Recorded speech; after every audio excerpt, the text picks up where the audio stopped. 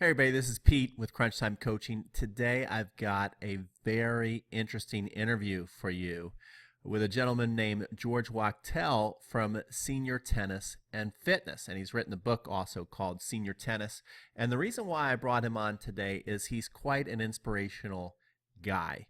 I met him at the John Newcomb Tennis Fantasy Camp and actually played against him a set. And I was so impressed just first of all, playing against him, the quality of his tennis, the way he could move and his stamina. And then throughout the week, which I will tell you, you go to that camp for a week, it's a battle of attrition. And George played 2 matches a day. He always looked fit and fresh. Getting tired was never an issue. And then he'd even go home at night and basically do a blog for everybody and summarize the day. So, I mean, this guy has nonstop energy. Now, the thing about this interview is I actually did do it in an interview style going back and forth with him, but unfortunately my audio was totally messed up. So I have to pretty much recreate my questions, but then we're going to listen to George's answer, and that's the most important part anyway, because he really was fascinating and had so many golden nuggets of advice for people out there, especially people who are playing tennis and they're in their 40s, 50s, 60s, 70s, and beyond. So the first thing I asked George was, what does he think about the overall health benefits of playing tennis and maybe some pitfalls? So let's listen to his answer on that. Well, if somebody's doing nothing, then tennis is least good exercise to get them started in doing something. If somebody's in relatively good shape, tennis can maybe be enough for them to play into shape, but maybe not, depending on what they do. For example, if they're playing senior doubles and they stand around and poke the ball around for an hour and 15 minutes, that's not real good exercise.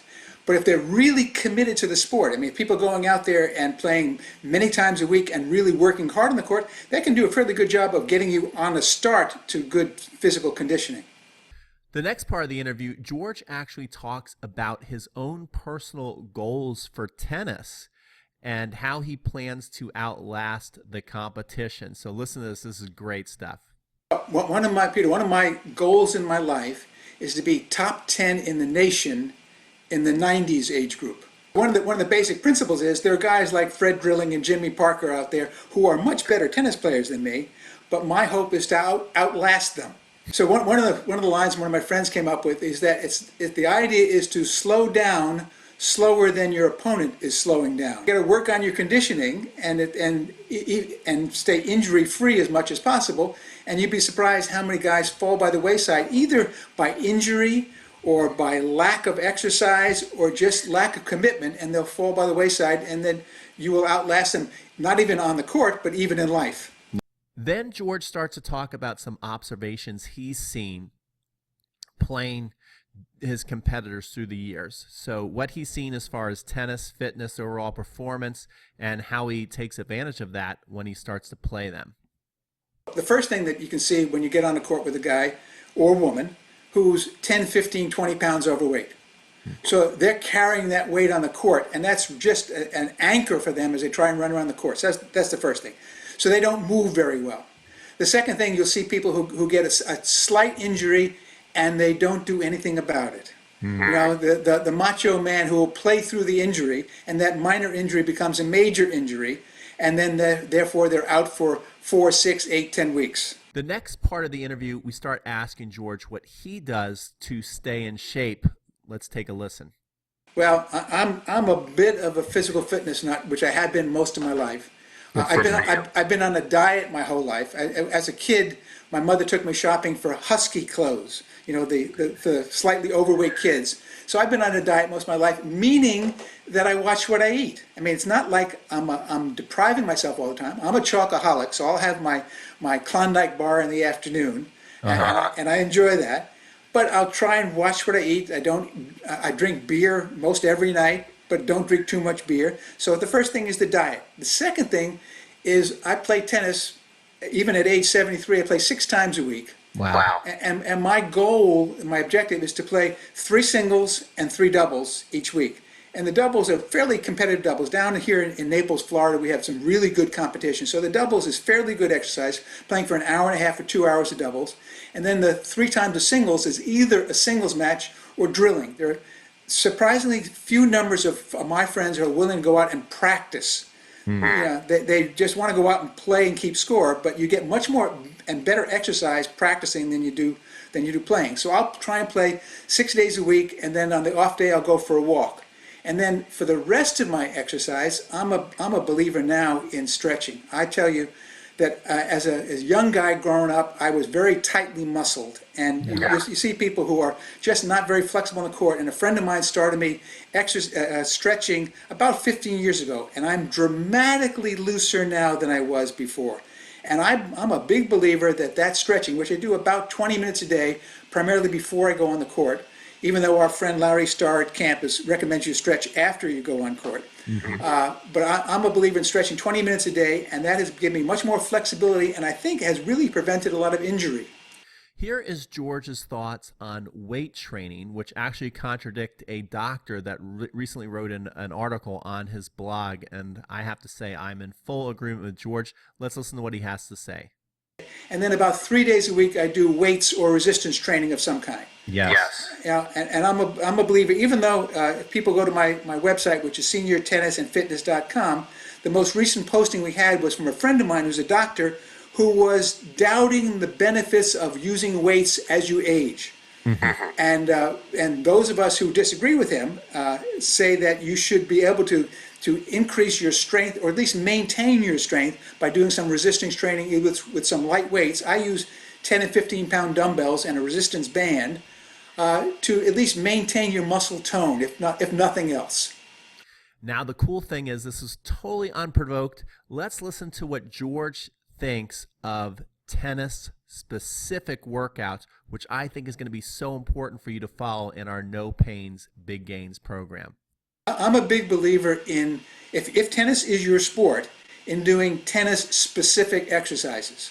If you want to increase the strength of your forearms, you want to do French presses to increase the strength of your serving muscles. You want to do your lunges and your leg exercise to increase your ability to bend down and get back up from bending down.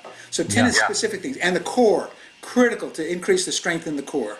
Okay, so we are pretty much wrapping up the interview at this point, and then George dropped a total golden nugget that I think may last with me forever. In fact, before we get to it, it actually reminded me of, we have a very famous massage place here in Atlanta called Spa Sidel, and the owner of that is in his 80s, and he actually went back to college in his 70s, and his whole thought process is, if you're not constantly like working your mind and your body, you're done. And his dad and his brother were both successful in life, and they retired early, and then they pretty much, that was it for them. Their quality of life went way down, and ultimately they passed away in their 60s. So here's what George had to say, an inspirational quote he has on getting older and playing, just playing in general.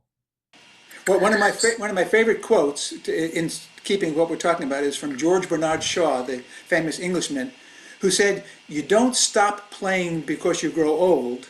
You grow old because you stop playing." The basic question is, how long do they want to live and have a fruitful life?